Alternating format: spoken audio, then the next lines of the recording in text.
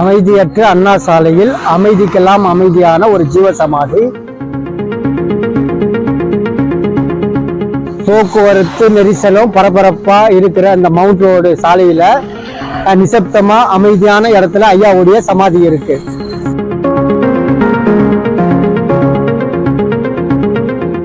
இந்திய ராணுவமே எடுத்த முயற்சியை கைவிட்டு பின்வாங்க செய்த ஆற்றல் மிக்க சித்தருடைய ஜீவ சமாதியை பார்க்க வந்திருக்கும்.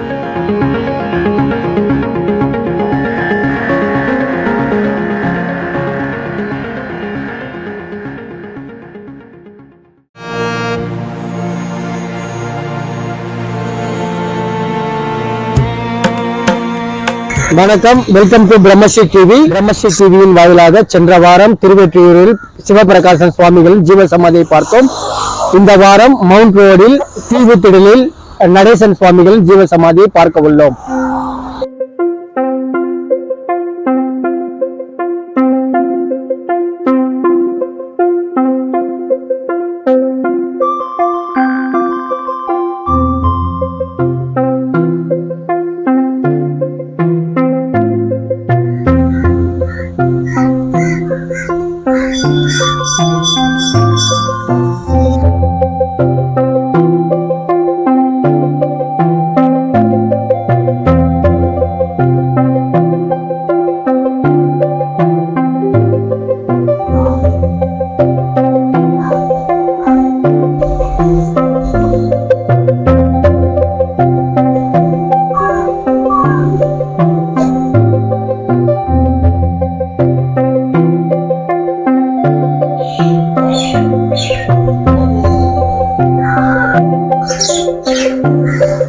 நடேசன் சுவாமிகளின் வீர சமாதி வீரகன்னியம்மன் ஆலயத்தில் உள்ளே உள்ளது. என்ட்ரன்ஸ் ஆகும்போது பாத்தீங்கன்னா முதல்ல விநாயகர், அவரை வணங்கிட்டு அதுக்கப்புறமா ஐயாவுடைய சமாதிக்கு நம்ம போறதுக்கான வழி அங்க அமைச்சிருக்காங்க. நம்ம உள்ள போய் ஐயாவுடைய சமாதியை தரிசனம் செய்வோம்.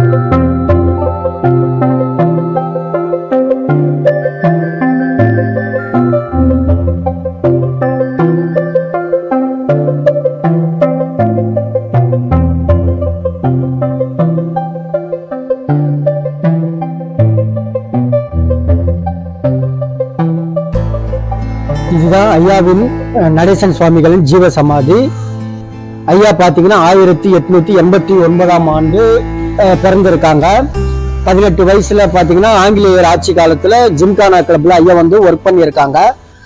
அப்போ வேலை முடிச்சு சாயங்கால நேரம் இந்த பக்கமா நடந்து போயிருக்கும் பொழுது இங்க பெரிய வேப்ப மரத்துக்கு கீழே பாத்தீங்கன்னா ஒரு மகான் வந்து உட்கார்ந்து விளக்கேத்தி இருக்காரு. ஐயா பார்த்திருக்காங்க எதேச்சா. சரி, கிட்ட வந்து முதல் நாள் வணங்கிட்டு போயிருக்காங்க. 2வது நாளும் அதே போல விளக்கேற்றி மகான், 3வது நாள் விளக்கோ இல்லை மகானோ இல்லை, இவராகவே எண்ணெய் வாங்கின்னு வந்து விளக்கேற்றி அப்படியே சரி இன்னைக்கு வருவார் நாளைக்கு வருவாரு அப்படின்னு சொல்லி 10 நாள் பார்த்துருக்காரு. இவர் அப்படியே அந்த விளக்கை ஏற்றி இவர் கும்பிட்டுக்கினே வந்துக்கிறார். கும்பிட்டுக்கின்னு இருந்தோன்னா அதுக்கு பிறகு அந்த வேற கன்னியமான அந்த இதை வச்சு வேற கன்னியமான ஒரு சின்னதாக அதை அப்படியே வச்சு சாமி கும்பிட்டுக்கினே இருந்திருக்காரு. அப்படியே நாள் ஆனோன்னா அப்புறம் குடும்பம் ஆகி போச்சு, கல்யாணம்லாம் ஆயிடுச்சு. அப்புறம் அதுக்கு பிறகு தான் இந்த ஒரு மரம் மட்டை அது இதுக்கு எல்லாம் ஒன்று ஒன்றா கட்டினார். அப்புறம் அந்த கோயிலையும் அவர் கட்டிட்டார். கோயிலுக்கு எல்லாம் கட்டி முடிச்சிட்டார். இருக்க 4 படம் அப்புறம் மிலிட்ரி அது இதுக்கு ரொம்ப கடுப்படி ஆகி போச்சு. இன்னும் அங்கே கோயிலுக்கு இது எடுக்குன்னு எவ்வளோ நாள் வருஷ கணக்கில் மிரட்டிக்கிறாங்க. அவரை எவ்வளவோ மிலிட்ரிக்காரங்க வந்து ஐயாவை மிரட்டி இருக்காங்க, உன்னை சுட்டுடுவேன்னு சொல்லியிருக்காங்க, எவ்வளவோ மிரட்டி இருக்காங்க. அப்பவும் ஐயா கேட்கல, உன்னை நான் விடமாட்டேன், இது நைட்டுக்குள்ள சிலையை எடுத்துரு இப்படியே மறைக்கும் போது ஒரு வாட்டி ஆபீஸுக்கு வண்டியிலே இட்டு முட்டாங்க அதிகாரி பார்த்து. அங்கே போய் இவர் மேலே மருள் வந்து ஒரே அமக்கலம் பண்ணிக்கிறாரு. கொண்டாந்து கோயிலேண்டே விட்டு போட்டாங்க. இப்படியே 4 கண்டுக்குன்னே இருந்தது. இந்த கோயிலை காம்பவுண்டை சுற்றி காம்பவுண்டு போடுறாங்க. காம்பவுண்டை கட்டணும். இந்த கோயிலை நைட்டுக்குள்ளேயே எடுத்துவிடு, காலையில் புல் ஹவுஸில் நிறைவிடுவோம், கோயிலை எடுத்துவிடு நைட்டு வந்து ஒரு 3 அதிகாரிங்க சொல்லிட்டு போட்டாங்க. பயனில்லை தான் லாஸ்ட்டு முடிவுல அவங்க போனவங்கன்னா 12 மணி வரைக்கும் போய் அம்மா பாதத்துல போய் அழுதுருக்காரு. இவருக்கு மனசு தாளாதான் அழுதுக்குன்னு கீழே உட்காந்துன்னு அந்த அம்மா காலை புட்டிக்கின்னு அழுதுக்குன்னு நாமானு எங்கேயோ இருந்தேன், இதை ஏங்க கொண்டாந்து உட்கார வச்சேன், என்னை ஆடல் பாட வைக்கிறியாம்மா, ஏமா இந்த மாதிரி பண்றேன்னா அழுதுக்குன்னு அப்படியே அந்த மேடையிலேயே தலையை வச்சுக்கினா அந்த அம்மா காலை பிடிச்சிக்கினே இருக்கிறாரு. நைட்டு 12 மணியா ஏந்து போடுறா கோடு அப்படின்னு ஜோரா குரலை கொடுத்துக்கிறாங்க. ஒரு கோடு மாதிரி போட்டு உட்காந்து கம்மன்னு உட்காந்துருந்தாரு. அதிகாரிகளை போய் இந்த அம்மா என்ன சொன்னாங்களோ, ஏடானாங்களோ, இல்லை நீ கையை வச்சு பாருன்னு பயம் காட்டினாங்களோ, என்ன அதிகாரி கிட்ட சொன்னாங்களோ அவங்களுக்கு தான் தெரியும். மறுநாள் அந்த மிலிட்ரிக்காரங்க கோபமா பேசினவங்க சாந்தமா வந்து காலையில் வரும்போது அதிகாரி ரூட்டா இல்லையா சாதுவா வந்து என்ன நான் சொல்லிட்டு போனா கம்மனுக்குறீங்க அப்படின்னாலும் பேசலையும். அந்த மம்டியில போட்ட கோட்டை வரைக்கும் காமிச்சிட்டு உக்காந்துக்கினாரு. ஒரு வாரம் கழிச்சு அதே அந்த கோட்டு மேலேயே பிடி அப்படி தள்ளாத கரெக்டா செவத்து போட்டு விட்டாங்க. அப்ப மிலிட்ரி இது கிடையாது, ஒவ்வொரு மிலிட்ரிக்காரங்களே போட்டு கொடுத்தாங்க. அவங்களே மிலிட்ரியை தான் போட்டு வச்சு. அதுல இருந்து எந்த பிரச்சனையும் கிடையாது. மிலிட்ரி ஏங்க கோயிலுக்குது என்ன ஒரு 20-30 வருஷமா ஒரு இதுவும் கிடையாது. அப்படியே காலம் ஓடினுக்குது. நாங்களும் இப்படி இருக்கிறோம். இங்க பக்தர்கள் வந்து என்னென்ன மாதிரி வேண்டுதல்கள் வைக்கிறாங்க? நிறைய பேர் வராங்க. பக்தர்கள் எல்லாம் வந்து வேண்டிக்கின்னு இங்கே இருந்துக்கின்னு ஜபம் பண்ணிக்கின்னு நிறைய பேர் வராங்க போறாங்க. நிறைய குழந்தை இல்லை அப்படின்னு வந்து கட்டிக்கிறாங்க. குழந்தையும் பிறந்துக்குது சில பேருக்கு. கல்யாணம் ஆகலை, தாலி கயிறுலாம் கட்டி கல்யாணம் பார்த்துன்னு சில பேர் கல்யாணம் ஆகிக்குது. அந்த மாதிரி வேண்டுதல் நல்லா நிறைவேற்றுறாங்க. ஒரு குறையும் இல்லை. அவர் சாமியார் இங்கே தான் படுத்துக்கின்னு இருப்பார். வீட்டுக்கு வருவார், அங்கே இருப்பார் ஒரு வாரம் 10 நாள் மறுபடியும் கோயிலுக்கு வந்துடுவார்.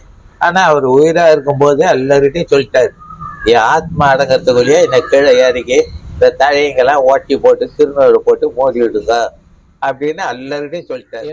அப்புறம் வந்து பார்த்தா மூச்சு தான் இருக்குது, பேச்சு கீச்சு கிடையாது. அதே மாதிரி செய்து அதே மாதிரி அடக்கலாம். அது 30 வருஷத்துக்கு மேலே ஆகுது அடக்கலம் பண்ணோம்.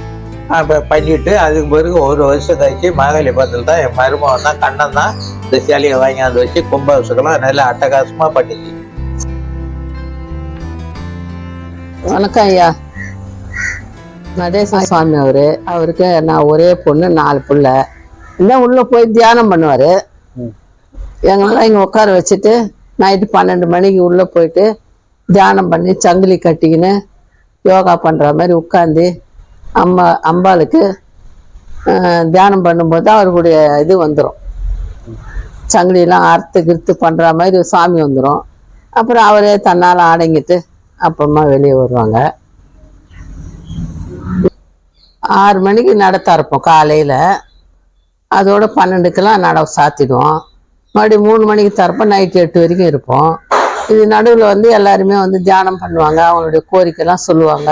பௌர்ணமிக்கு நல்ல விசேஷமாக செய்வோம். 3 மணிலேருந்து 8 மணி வரைக்கும் நாங்கள் இருக்கும்போது நிறைய பேர் வருவாங்க. ஒரு கல்யாணம் ஆகாதவங்க, குழந்தை இல்லாதவங்க, அவங்க கடன் பிரச்சனை இதெல்லாம் இருந்து தான் எல்லாம் இப்போ தியானம் பண்ணி நல்ல தானம்னு என்ன செய்யணுமோ அதெல்லாம் செய்வாங்க. சாமிக்கு அபிஷேகம்லாம் பண்ணுவாங்க. நாங்கள் வந்து சித்ரா பௌர்ணமிக்கெல்லாம் அன்னதானம் செய்கிறோம். அப்பாவுக்கு குரு பூஜைக்கு அன்னதானம் செய்யும். அதே மாதிரி அப்பா கூழ் ஊற்றுன்னு வந்து 4ஆம் வாரம் ஃபர்ஸ்ட் வெள்ளிலேருந்து 4ஆவது வெள்ளி வந்தவொடனே கூழ் ஊற்றிடுவோம். அவங்க செஞ்சது அது. இப்போ நாங்களாக ஏற்பட்டு சித்ரா பௌர்ணமியும் அப்பா குரு பூஜையும் செய்தது. வருஷத்துக்கு 3 பூஜை. நீங்கள் எல்லாரும் வாங்க, பௌர்ணமிக்கு வாங்க, அமாவாசைக்கு வாங்க, தியானம் பண்ணுங்க. நீங்கள் நினச்சதெல்லாம் நடக்கும், நல்லபடியாக முடியும். எல்லாரும் வாங்க, நிம்மதியாக இருக்கலாம், சந்தோஷமா இருக்கலாம், நைட் தங்கலாம். நன்றி, வணக்கம். இப்போ பேசினவங்க தான் ஐயாவுடைய மகள். அவங்கதான் இந்த கோவில அவங்களும் அவங்க கணவரும் இதை பராமரிக்கிறாங்க. இப்ப இதுல பாத்தீங்கன்னா அமாவாசை பௌர்ணமியில வந்து தங்கலாம். தங்கி ஐயாவை இரவு முழுக்க, ஏன்னா மகான்களுடைய சமாதி பாத்தீங்கன்னா அமாவாசை பௌர்ணமி அப்போ வீரியம் அதிகமா இருக்கும். அப்போ யாரெல்லாம் அந்த சரௌண்டிங்ல இருக்காங்களோ அவங்க கிட்ட இருக்க கர்மாக்கள்லாம் தானாவே கழிஞ்சு போயிடும். அதனாலதான் எல்லா மகான்கிட்டையும் போய் தங்குற காரணம். அதனால ஐயாவும் நல்ல ஆற்றல் படைச்சவர். இங்க வரலாம், தங்கலாம். தங்கி அவருடைய ஆற்றல் தளத்துல நம்ம இருந்தோம்னா நம்ம கிட்ட இருக்க கர்மாக்கள் தானாவே விலகி போயிடும்.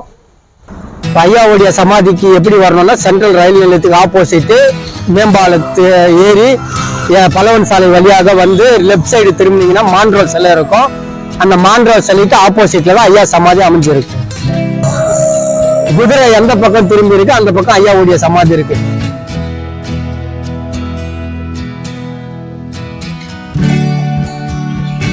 இந்த வீடியோவை பார்க்குற அனைவரும் கண்டிப்பா இங்க வந்து தியானம் பண்ணி ஐயாவுடைய அருளை பெற்று செல்லுமாறு கேட்டுக்கொள்கிறோம். நன்றி. மீண்டும் அடுத்த சமாதி நிகழ்வில் சந்திப்போம். இதுவரை உங்களிடமிருந்து விடைபெறுவது பிரம்மஸ்ரீ ரூபகுமார். நன்றி. ஆத்ம நமஸ்காரம்.